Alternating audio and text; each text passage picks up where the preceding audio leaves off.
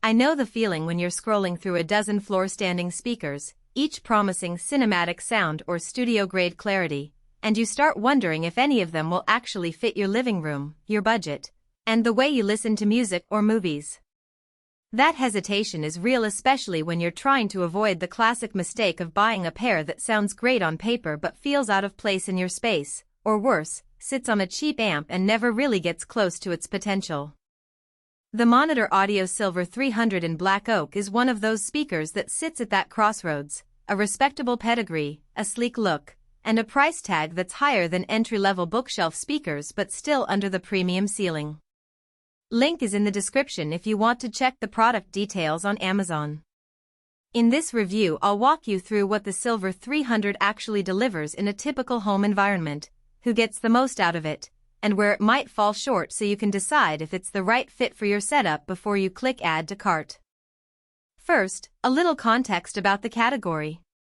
Floor-standing speakers designed for mid to large rooms usually rely on a three-way driver layout, a woofer for the low frequencies, a mid-range driver for the heart of most music, and a tweeter for the sparkle on the top end. What separates a decent three-way from an exceptional one is not just the size of the drivers but how they're integrated.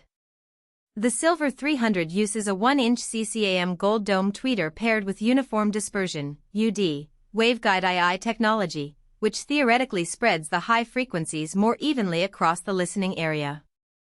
That's a design element you'd typically see in higher-priced models, aiming to avoid the bright spot effect where the treble only shines directly in front of the speaker. The rest of the cabinet is built around a 7-inch mid-range driver and a 6.5-inch bass driver, both housed in a sleek black oak veneer that blends well with modern decor while still looking like a classic hi-fi component. Now, how does all that translate when you actually set these speakers up in a living room?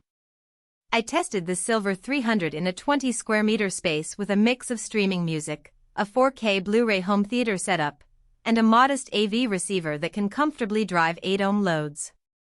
The first thing I noticed was the level of presence the mids provided. When playing vocal-centric tracks like Adele or Sam Smith, the vocals sat right in the sweet spot without the need for a center channel, which is a plus for those who want a true stereo experience even while watching movies. The mid-range driver's output felt natural, not recessed, and it kept the story engaging without sounding forward or nose-pushed.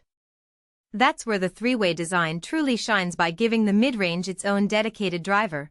The speaker avoids the common compromise where mids bleed into the bass driver and lose definition. On the high-frequency side, the CCM tweeter with the UD waveguide did what the specs promised: it spread the sparkle more evenly.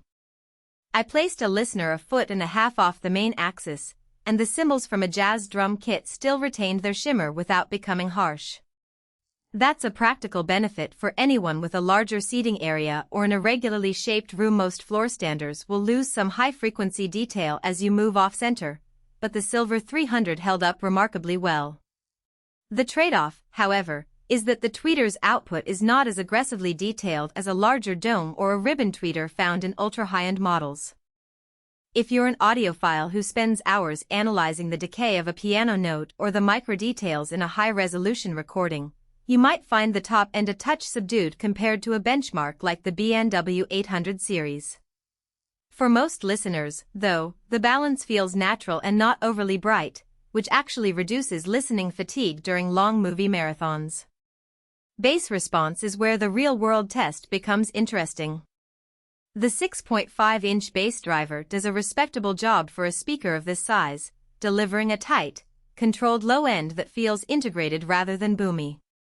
In a typical movie's explosion scene, the impact was present but not overwhelming. There was enough punch to feel the action, but you didn't need a subwoofer to keep the room from vibrating. This is a boon if you're trying to avoid the extra cost and placement hassle of adding a dedicated sub, as many new home theater owners do. On the flip side, if you love the tactile rumble from a deep bass-heavy director cut, or you frequently listen to EDM where sub-bass drives the track, you'll probably want a separate subwoofer. The Silver 300's bass is more tuned for musicality than for the low-frequency thump that some blockbuster soundtracks demand. One practical consideration that often gets overlooked is the speaker's sensitivity and power requirements.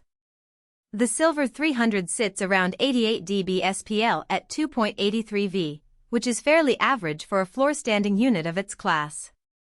In my setup, a 120-watt AV receiver provided enough headroom to drive the speakers to full volume without distortion. However, if you're